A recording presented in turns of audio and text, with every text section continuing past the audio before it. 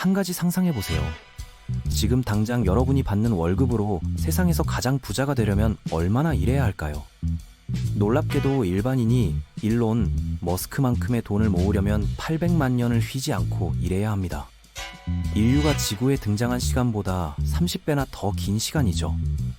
그런데 더 놀라운 사실은 일론 머스크조차 역사상 가장 부유한 사람이 아닐 수도 있다는 것입니다. 시간을 거슬러 올라가다 보면 일론 머스크를 거지처럼 보이게 만드는 인물들이 나타납니다.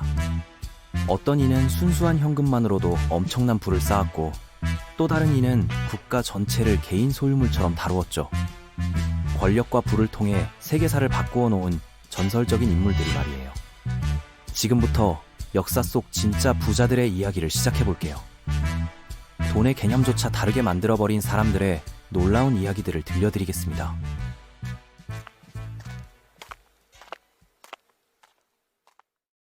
1980년대 말, 콜롬비아에서는 건강보조제 사업이 폭발적으로 성장했습니다. 물론 이건 완곡한 표현이고 실제로는 파블로 에스코바르가 주도한 마약 제국이었죠. 이 남자는 매주 4억 2천만 달러씩 벌어들였습니다. 인플레이션을 반영하면 총 재산이 800억 달러 정도였으니 이론적으로는 일론을 이기기 어려워 보입니다. 하지만 파블로의 부는 다른 부자들과 근본적으로 달랐습니다. 바로 순수한 현금만 보유했다는 점이었죠.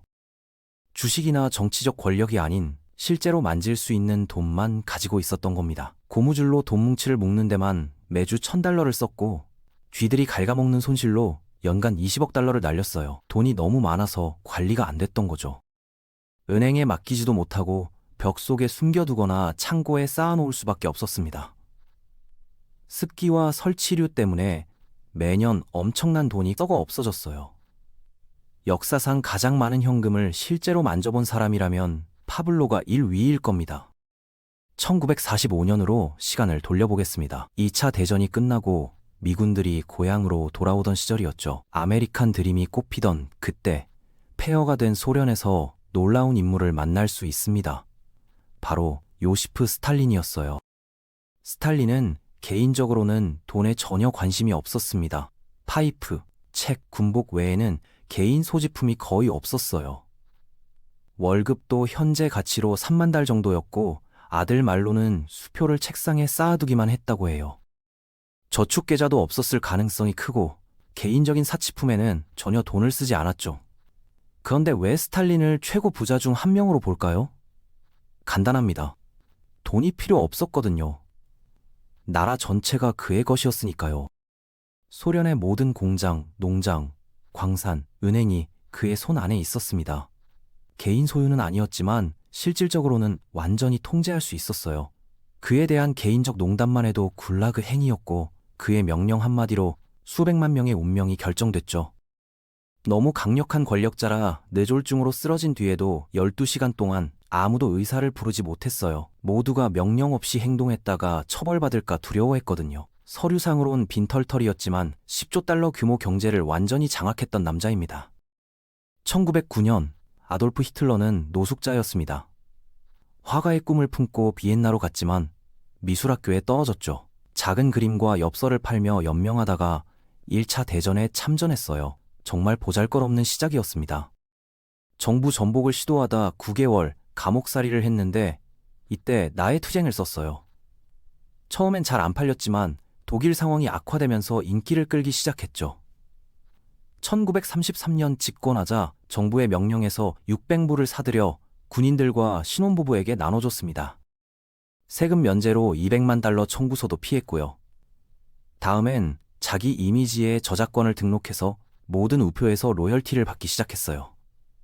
연설문 저작권까지 등록해서 뉴스에 나올 때마다 돈을 벌었죠. 현대적 관점에서 보면 꽤 영리한 수익 모델이었습니다. 이런 부업들로 수백만 달러를 벌었지만 진짜 부는 군사력에서 나왔습니다. 1942년 전성기에 유럽 대부분을 점령하고 수천억 달러 가치의 자원을 약탈했어요. 수백만 명을 강제 노역에 투입하며 현재 가치로 3조 달러의 부를 축적했습니다. 하지만 이 모든 부는 전쟁과 함께 사라졌죠. 독재자의 부는 항상 권력과 함께 흥하고 망하게 마련입니다. 개인적 소유라기보다는 국가 차원의 약탈에 가까웠고 실제로 개인 계좌에 있던 돈은 그리 많지 않았을 거예요. 독재자들이 나타나기 전 완전히 다른 방식으로 제국을 세운 인물이 있었어요. 헨리 포드는 혁신적 깨달음을 얻었습니다. 노동자에게 더 많이 주고 덜 일시키면 반란을 일으키지 않는다는 것이었죠. 1914년 하루 임금을 2.5달러에서 5달러로 2배 올렸어요. 주 6일에서 5일 근무로 줄이기도 했고요. 당시로선 혁명적인 발상이었습니다. 정육점 운영 방식을 보고 조립 라인을 도입했더니 모델 T 생산 시간이 12시간에서 90분으로 줄어들었어요. 가격도 850달러에서 290달러로 떨어졌죠. 50년간 가장 많이 팔린 자동차가 됐고 자동차를 부유층만의 전유물에서 일반인도 살 수 있는 제품으로 바꿔놨어요. 포드의 가장 위대한 발명은 조립 라인도 모델 T도 아니었습니다. 바로 중산층이었죠. 노동자들이 자신이 만든 제품을 살 수 있게 한 거예요. 자동차가 대중화되자 사람들이 교외로 이주하며 통근하기 시작했어요. 포드의 대량 생산 방식은 전 세계가 모방했고 현대적 근무 일정의 아버지가 됐습니다. 순자산이 2천억 달러에 불과해도 그 영향력만으로 역사상 최고 부자로 볼 수 있어요. 주말이라는 개념, 8시간 근무제, 최저임금 같은 현대 노동 환경의 기초를 만들었거든요. 단순히 돈을 많이 번 게 아니라 경제 시스템 자체를 바꾼 인물입니다. 그의 아이디어는 지금도 전 세계 수억 명의 삶에 영향을 미치고 있어요. 1800년대 후반으로 가보겠습니다. 전화, 전신, 전구가 막 발명되던 시절이에요. 공해는 끔찍했고 아동 노동은 합법이었죠.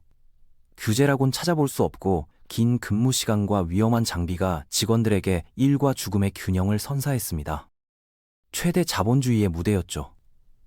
정부 간섭도 거의 없었고 세금도 지금보다 훨씬 적었어요. 이 시대를 상징하는 새 거물이 있었습니다.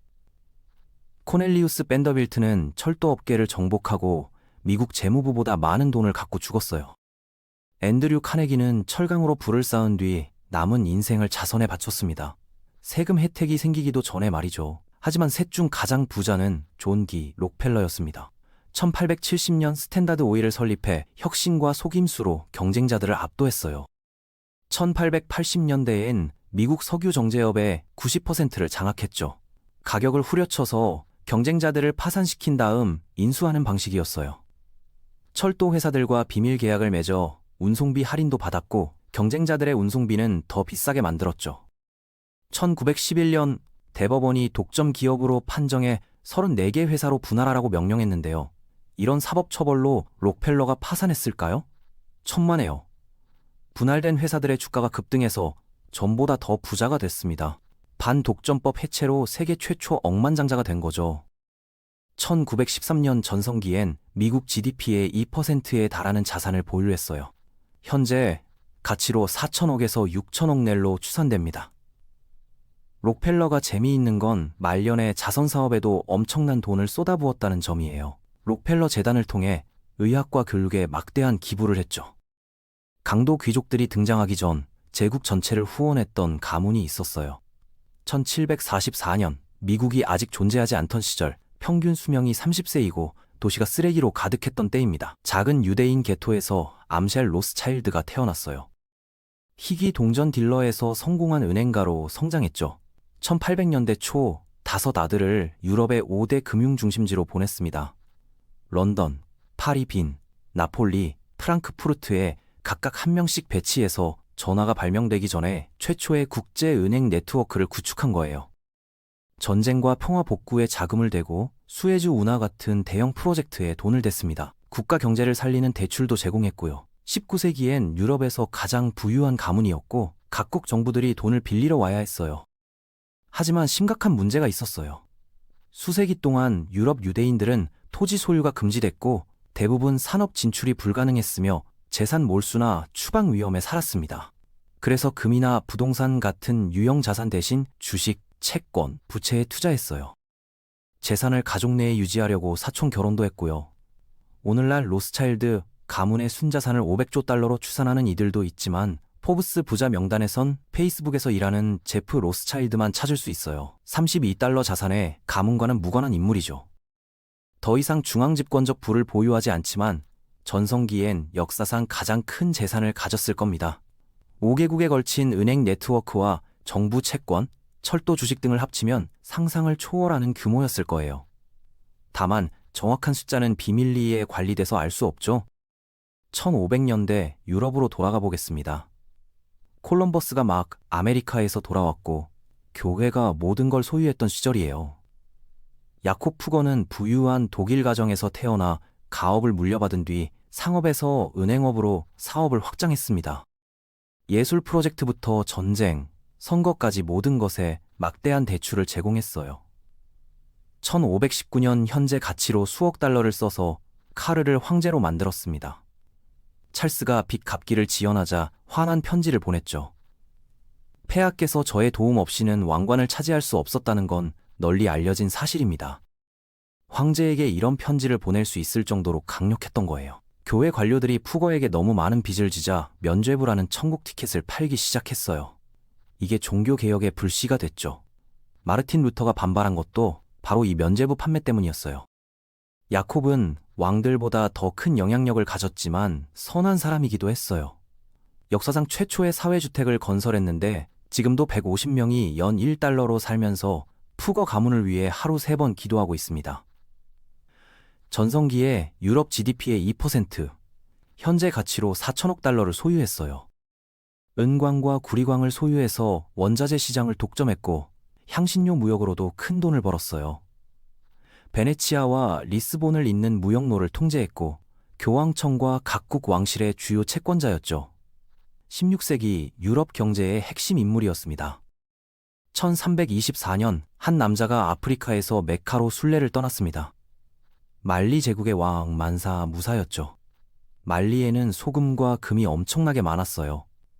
순례할 때 자신과 6만 명의 수행원, 수백 마리 동물을 수천 파운드의 금으로 치장했습니다. 카이로에서 금을 너무 많이 나눠줘서 지역 경제가 불안정해졌어요. 10년 동안 금값이 회복되지 않을 정도였죠. 그래서 금을 빌렸더니 문제가 해결됐는데 모든 빚을 한 번에 갚아버려서 또 경제가 무너졌습니다.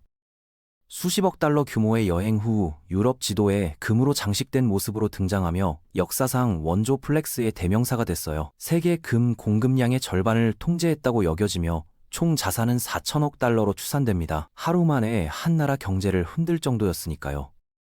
사하라 사막을 가로지르는 금과 소금 무역로를 완전히 장악했고 북아프리카와 중동 지역에서는 그의 이름만 들어도 무릎을 꿇었어요. 순례 이후에도 말리는 수백 년간 아프리카 최대 부국으로 남았죠. 1200년대 초 징기스칸은 역사상 가장 넓은 땅을 지배했어요. 몽골 제국은 지구 육지의 20%를 차지했고 현재 가치로 130조 달러로 추산되죠. 하지만 개인 재산은 많지 않았어요. 전리품을 혼자 독차지하지 않고 부하들에게 재분배해 충성심을 얻었거든요. 병사들과 같은 옷을 입고 같은 음식을 먹었으며 텐트에서 잠들고 아무 표시 없이 묻혀달라고 했어요. 개인적 소유욕은 전에 없었지만 영토 지배력만으론 역사상 최고 부자일지 모릅니다. 중국에서 유럽까지 실크로드 전체를 통제했으니까요. 몽골 제국의 무역세와 곡물만 해도 상상을 초월하는 규모였어요. 정복한 도시마다 장인과 기술자들을 데려와 몽골의 기술력을 높였고 각지의 특산품을 교환해 막대한 이익을 남겼죠. 개인 소유는 적었지만 통제력은 절대적이었습니다. 서기 1년으로 가보겠습니다.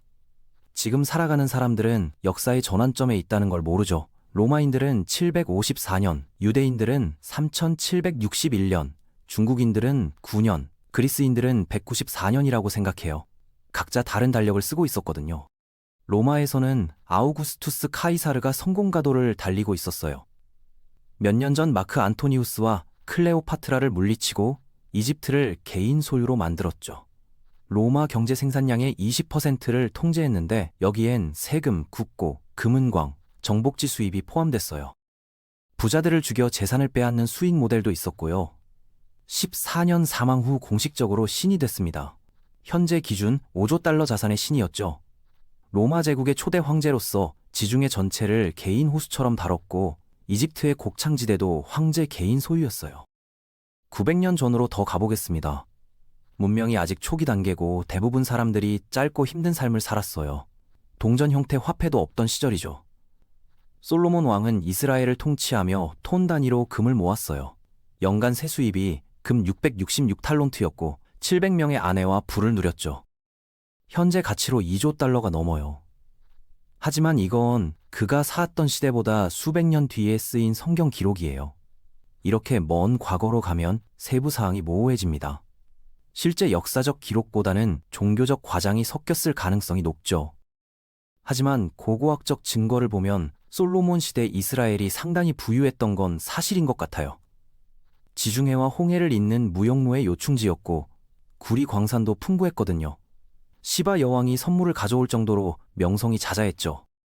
그렇다면 역사상 진짜 최고 부자는 누구일까요? 일론을 초라하게 만드는 인물들이 많아 보여요. 하지만 숫자만으론 전체 상황을 알 수 없습니다. 1913년 록펠러의 재산은 미국 GDP의 2%였지만 현재 일론은 1.4%예요.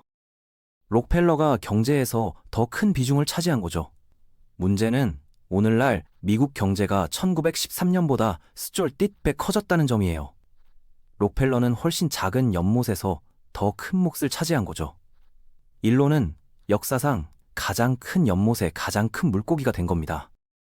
게다가 그의 재산은 개인 소유로 잘 기록되고 검증 가능해요. 고대 인물들과 달리 권력을 잃어도 사라지지 않을 재산이고 독재자들과 달리 원하는 대로 접근할 수 있죠. 고대인들이 마법이라고 생각할 기술까지 활용하고 있어요. 전기차, 우주 항공, 인공지능, 컴퓨터 인터페이스까지 미래 산업을 선도하고 있으니까요. 개인적으로 4천억 달러를 소유하면서도 인류 문명 발전에 기여하는 기업들을 운영하고 있어요. 일론 머스크는 현재 4천억 달러로 역사상 가장 부유한 인물입니다. 오늘 돈의 개념조차 다르게 만들어버린 사람들의 놀라운 이야기들 어떠셨나요?